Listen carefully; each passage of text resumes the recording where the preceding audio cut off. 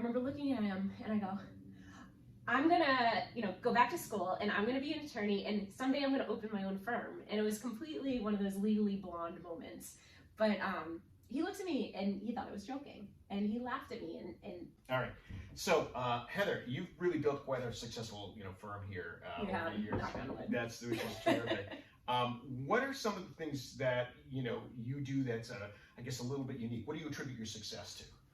So I think that it's kind of not a quick answer, and where I've come from and what makes us, I think, different really is attributed to the path that I took to get here. And so basically, I'm gonna give you my story here, is when I was obviously much younger. I grew up a professional figure skater and got married very young. We had 3 kids.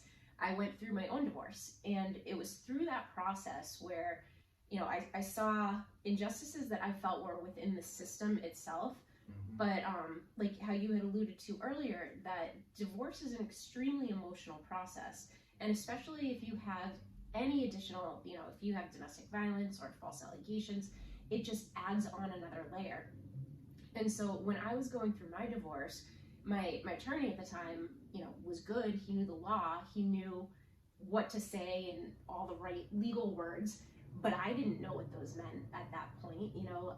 I could only deal with what he was telling me, and there was definitely a disconnect there where he'd talk about how things were, but I didn't know exactly what that meant for the current situation. I didn't know what that could possibly mean a year, 2 years, 5 years down the road. And I remember sitting in court one day, because all you do is sit around and wait while you're in court. And I was speaking with another woman who was sharing the same sentiment that I was feeling, that our lawyers, knew what to say, they knew the law, but they didn't get it. And I remember going to bed and laying in bed, looking at the ceiling and thinking, what is it? And it is the empathy that comes along with the process. It's understanding, when you sit in court all day, even though you do nothing, you do nothing but sit around and wait and listen to your attorney talk, but you walk out completely emotionally, physically exhausted, and you feel like you just went to war. And understanding even that sometimes, where, that makes a huge difference. And so obviously I was drawn to the litigation side. I was a professional figure skater, so I like the spotlight. I love litigation. I walk into court and I hear the Rocky music going, and I get all pumped up. But I love that side of it. But anybody can do that. Right. Any lawyer that understands the process can do that. One of the things that I'm really proud of with our firm is we're very good negotiators, but we know when to kind of change the switch and become litigators. Because a lot of family law gets settled, but there's certain things that you have to take in front of a judge. And if you're not prepared to do that, there's a lot of attorneys that get very intimidated by the thought of going before a judge. So, jumping to that, but going back to kind of the beginning and why we do things differently. I remember my attorney looking at me going, you have 3 kids, what are you going to do to support them at that point? Because all I had was a high school diploma, and I was teaching skating, but at that point the economy had crashed and extracurricular activities are the first thing to go when the money's tight.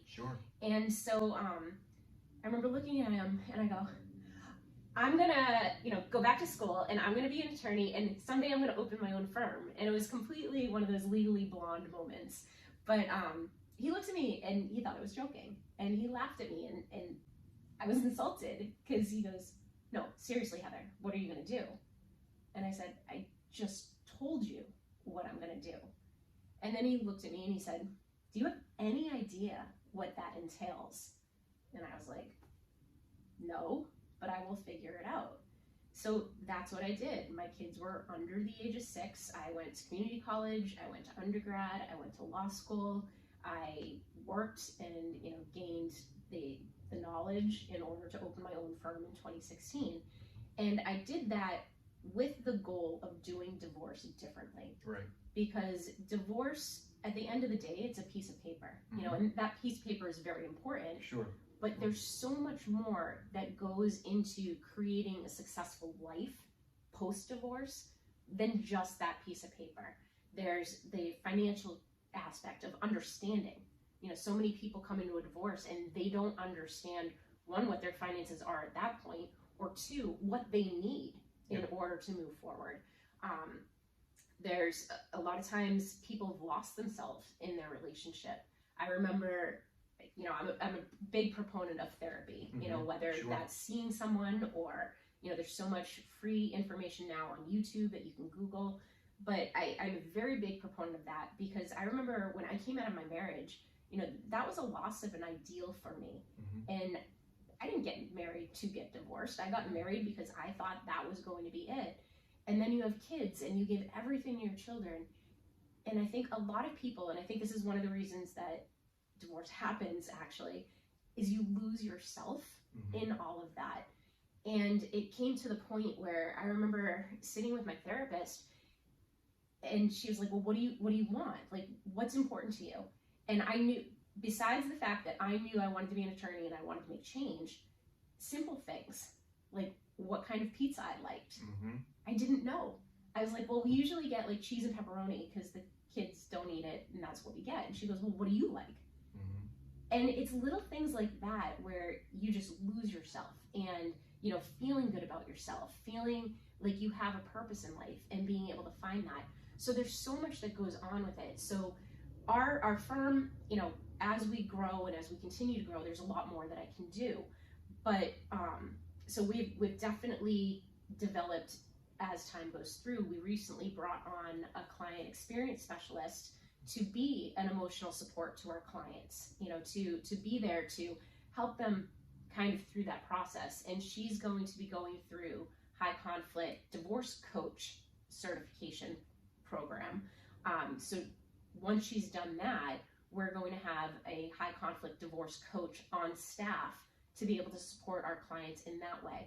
Because at the end of the day, a legal piece of paper is only a legal piece of paper. Right. But my goal is to help somebody who comes through our door, regardless of who they are, leave in a way where they can really flourish in life. And I think that's one of the reasons where we have been successful, is because of the path that I've taken. It shows people that it is possible. And divorce doesn't mean necessarily the end. It's definitely an end, but it can be a complete new beginning as well. Absolutely. And you know, that's what I try to do here.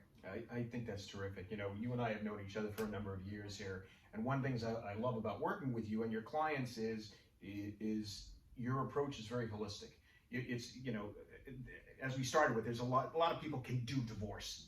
But divorce is a difficult situation, and to do it better and to really look to the person, the people behind that is so important.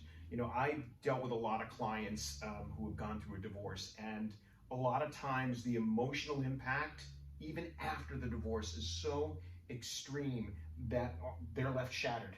And to be able to move forward with your life and make that the emphasis is so very important. I can't emphasize that enough, and it's great to hear. And I know, I mean, you don't just talk the talk, you walk the walk. I know you that well. So to hear that you've built your firm around that and have that as a focus, in addition to representing the client in the best legal fashion and getting them the best situation, but to look at that whole person and be able to point to that future, that there is a new chapter that can open up.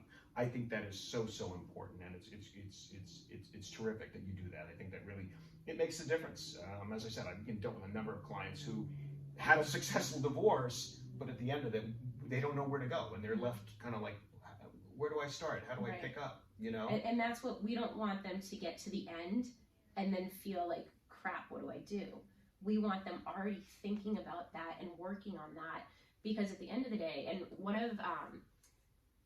I have a lot of favorite clients, but one of my favorite cases was a man who came into me.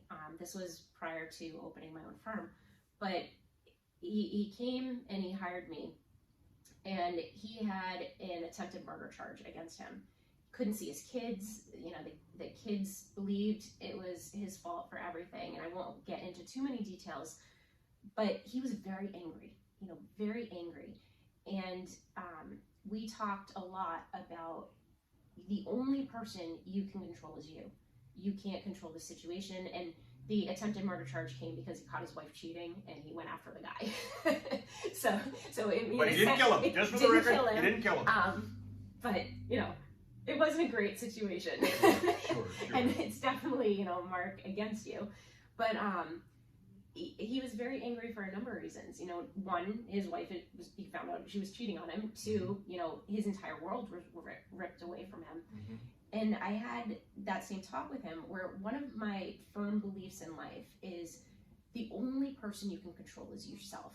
You can't control your spouse. Mm-hmm. You can't always control your children. Mm-hmm. You can't control the judge. You can't control what the other people are doing around you. The only person you can change is yourself. Mm-hmm. And once you actually start that change and start that process and you start looking at things differently, you start to see everything around you change as well.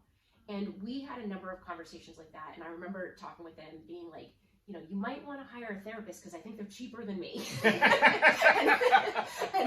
he was like, no, I feel like you help me so much. Where, mm-hmm. I take the counselor of law kind of serious. Like, it's not just the law. Right. There's so much to life that goes into the law. Right. But he took that to heart, and he did so much work on himself and changing how he was. By the time we ended, he was a different person.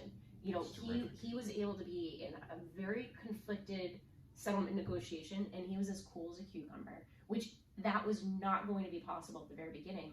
Now, long story short, this was a very long process that went through a trial. We walked away. Now, this was a guy who came in, couldn't see his kids. We walked away with sole legal, sole physical. He got the house, and she had to pay part of my attorney fees. And there's a number of factors that were involved with that, but I don't necessarily credit me. I credit the change that he did to enable me to get that result. Because if he hadn't done it, I wouldn't have been able to get him that result. So people who start that process actually help us get them a better result. Right. And they end up better for it at the end of it. Exactly. In addition, they end up with a more equitable divorce, and Mm-hmm. but a brighter outlook certainly to the future. One of the questions that I'm just curious on is, I hear sometimes in divorce cases where I'm just going to call it poisoning the well, where one spouse will poison the well if there's children involved against the other spouse. How is that handled? And do you see it come up often? It happens all the time, and it's a shitty situation on so many levels. Because one, when you do that, you're hurting your children. Like that, a lot of people, and you see this a lot of times with narcissistic people, is they change the narrative in their head to make everything okay. And, obviously I'm not a therapist. I can't diagnose anyone. But I think this is an underlying factor when you're dealing with these extremely high conflict, where we do many parental alienation cases. And that's a situation where one parent is actively, as you say, poisoning the well, actively doing something to interfere with the relationship with the other parent. Now, this can go both ways. This, again, is not, all women do it versus men. Sure. I've seen both. Mm-hmm. More commonly, it's the moms that are doing it against the dads. But like I said, I've seen it both ways. So, Mm-hmm. You can't make any assumptions until you're in that situation. But, there's little things even that people do that don't rise to the level of alienation, but things, I can't afford that because your father doesn't pay his child support on time. Those are all things that are hurting your kids. And I get it because I've been there, and there's still that anger that's inside, especially if money's tight, and it is true. Those are all the little things, though, that at the end of the day really hurt the kids. But if we're talking on another level, because we get a lot of those cases, where kids won't even talk with their other parent anymore. They cut off relationships. And the court isn't necessarily in a position, some judges handle it better than others, But whenever you're in that situation, it is expensive as hell. You know, there's so much that goes on. There's usually other investigations that have to be done. The earlier you can catch it, usually the better to be proactive, because once it's hit that point where that child will not speak with the other parent, there's not a lot that the legal process can actually do. And I think it's one of the biggest injustices within the system is that we're not dealing with that correctly. There are ways to be able to turn things around, but it takes a lot of time and effort, and again, that person being willing to change them. And that's one of the things we ask. If somebody comes in and says, you know, I feel like my children are being alienated from me, what are you willing to do to change you, to be able to change a circumstance? And if they just want to blame the other parent, that's not going to be somebody that we're taking on. Right. Because it's not always the other parent's fault. You know, sometimes there's something that parent is doing wrong that's giving the other parent the rope to hang them. Is it a horrible thing? Not always. You know, but it might be something where the other side sees it and they can take it and they use it and they manipulate it to use against them. So if they're not willing to do that change, you know, we don't want their case because it does take that. But it's a really difficult situation. And like I said, can you turn it around? Yeah. But sometimes it's setting the person up so that they can have a relationship in the future when the kids are ready. Yeah, no, that makes perfect sense. It sounds like, you know, anytime you're going through a divorce, you're going to be going through a fair amount of change, and you have to. It doesn't mean the other person's changing. You have to be willing to change. Right. You have to be willing to open up to new ideas, and I would imagine sometimes take a good hard look in the mirror, and that can be challenging at times. I would imagine too. It can be. Nobody wants to admit that you have faults, but we all do. Right. And you know, there was I want to say recent, but it was within the last couple of years, a case that I had where there was a GAL investigation where the parental alienation was so severe on behalf of mom, where we were representing dad, where the GAL came back and said the kids need to be taken from mom and they shouldn't even be allowed to see mom until mom can get into therapy. So there, like I said, there's hope, you know, but they're very difficult situations that you can't just wait on and hope that they get better on their own. Because if somebody's actually actively alienating the kids, that's not going to change on its own. Right.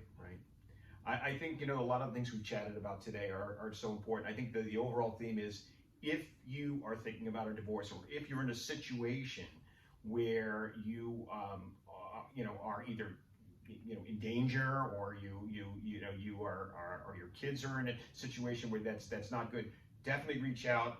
Heather is a wonderful attorney. Heather, how would they reach you if they wanted to you know, contact you? Yeah, the best way is to either just call our office. Do you want me to give you the number? Give the number, sure. Give the number. We'll throw it in there, 774-314-4725. Or they can shoot us an email at info@familylawma.com.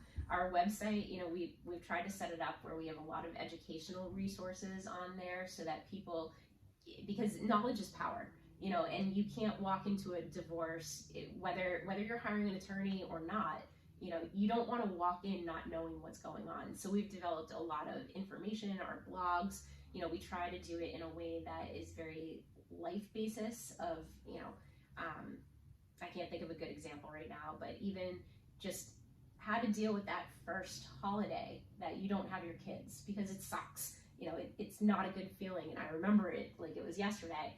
But, you know, even just information on how to deal with that emotionally. So there's a lot of stuff on our website, familylawma.com, and the website will give you tons of ways to get in touch with us.